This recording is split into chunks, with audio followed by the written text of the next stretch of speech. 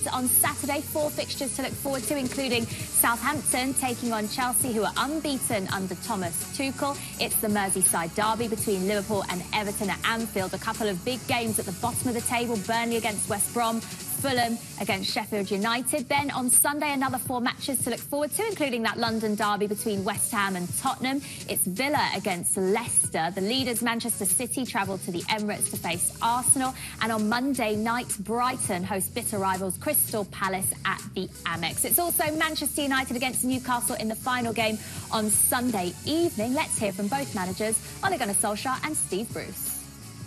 We're going to go for a win every single game we play. Of course we are. But whatever other teams do, City, Liverpool, Leicester, Chelsea, Tottenham, whoever, West Brom, we can't control.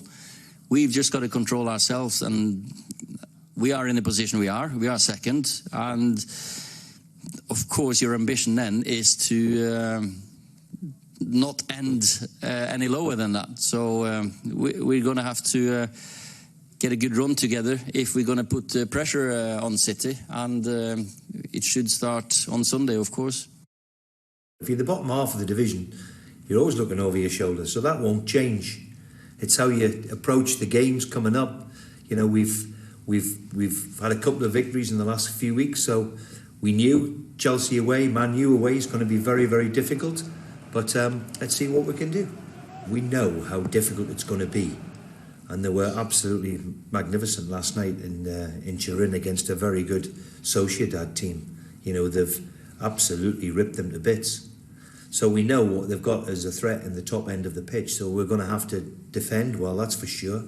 And of course, can we get after them as well and cause them a threat? Because if you just sit there all day and all night, then they're going to pick you off with the talent they've got.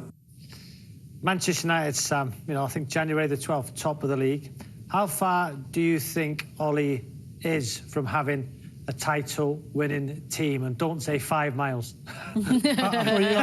Okay, fine. You win. That's not how you deliver a joke. Come on. How far away are they? Yeah, this season certainly 5 miles, and they're lucky to be that close. They had a chance, though. They were top of the league in January, though, isn't it? It's just you think, as soon as they start going into that period of we're going to win this game, losing to Sheffield United at home, that's been a problem even when Mourinho was there. Even going back to that week, they beat City to stop City winning the title, and then lost at home to West Brom the week after. And I think Mourinho, because obviously Mourinho is quite candid with these things, he was always saying it's the mentality in the squad of the players. And look, I think Bruno Fernandes is changing that, because he says all the right things as well as doing a lot of the right things on the pitch.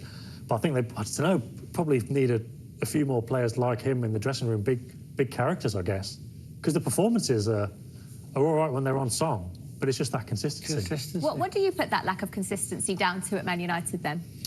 It's been going on for a few years now, hasn't it? And this is the first time we're seeing them in a position that I think everyone expects a club the size of Manchester United to be in.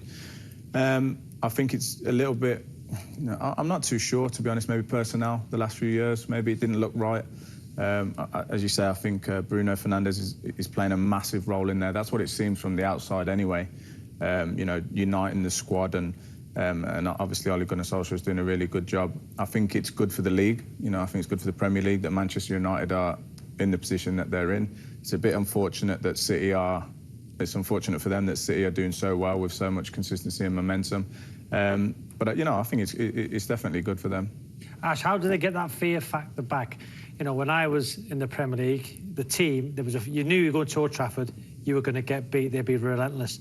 In your time in the Premier League, was there a fear factor at Old Trafford? For Swansea, yes, because it was. You won there though, didn't you? Yeah, I think we won there one time, but it was just going to Old Trafford. So, but now I think that if you're a player for any team, now the last couple of seasons, it's not the same. It's not the same Old Trafford.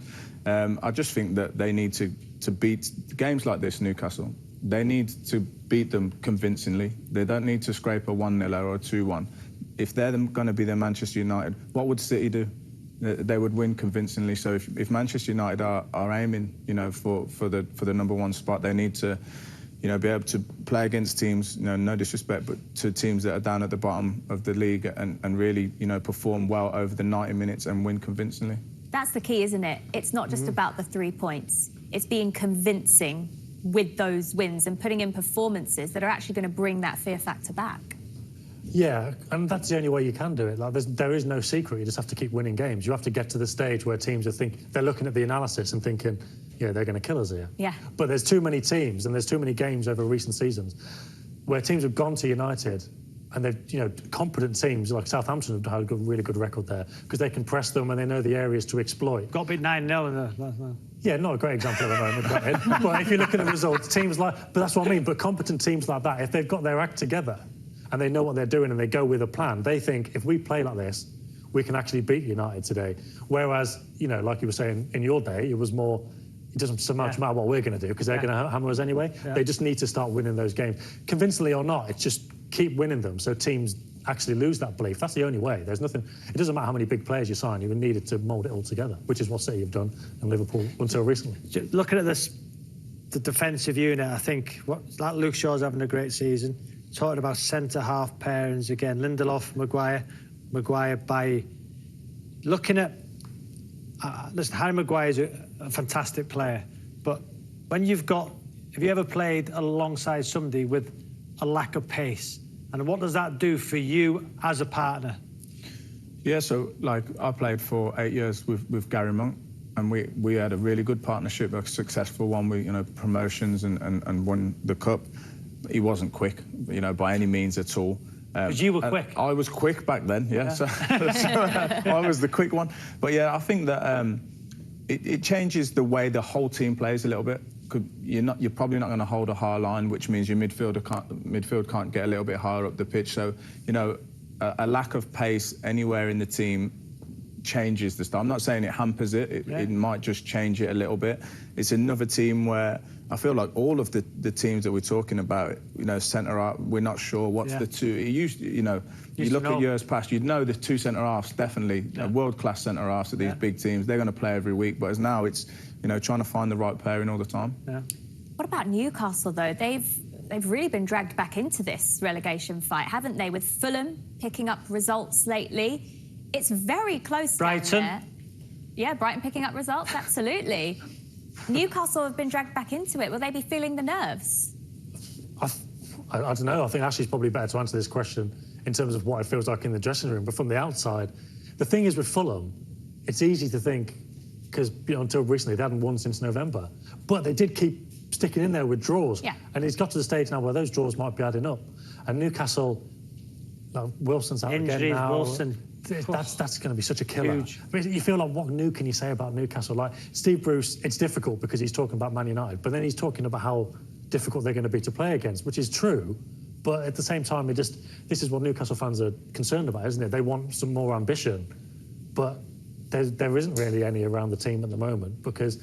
So many injuries as well. Yeah, exactly, because of the injuries. But even like Joel Linton, they spent the money on, he's not really worked out. So it's like when you do spend the money and it doesn't work out, and then you try and correct that with Wilson and he's injured, it just feels like they can't catch a break. And it felt like there was kind of something going on there with Wilson playing and Almiron getting off him and running in behind. That feels like a good partnership. And all of a sudden that's broken up again. And now, OK, United aren't the most consistent team, but I don't think too many people are expecting Newcastle to do much at the weekend. Tell us how that feels then, Ashley, being involved in, you know, bottom half of the table, struggling to stay up in the Premier League. Is it difficult to stay positive? I just want to make it clear that I haven't been relegated. In the situation. I have, Ash. No, I think that I've been down there many times, and it's just a pressure that's so much worse than the pressure of trying to get promoted. Like, you kind of enjoy that, you know, or trying to get into the top six or whatever, but that pressure is horrible because it's every time your game finishes, you're coming back, you want to know everyone around you, what's the league looking like, and it's just horrible. So. And do you check those results straight after? Yeah, like you have to, because it's your livelihood. As much as it means everything to everyone in the club, you don't want to get relegated. So you know that is where, you know, the money matters and everything matters. So you are checking. If you get a draw, you want to know what everyone else around you's got, or, you know, whatever it might be, and it's not nice. And then another one where you're just trying to get a bit of momentum just to claw yourself away and put distance, and it feels so good when you do manage to get a win. and you look down and, you know, there's a few points, you know, between you and the team that's third from bottom. Yeah. All right. We've taken you around all our featured games now. Let's bring you up to speed with what else is going on up and down the division as we head around the grounds.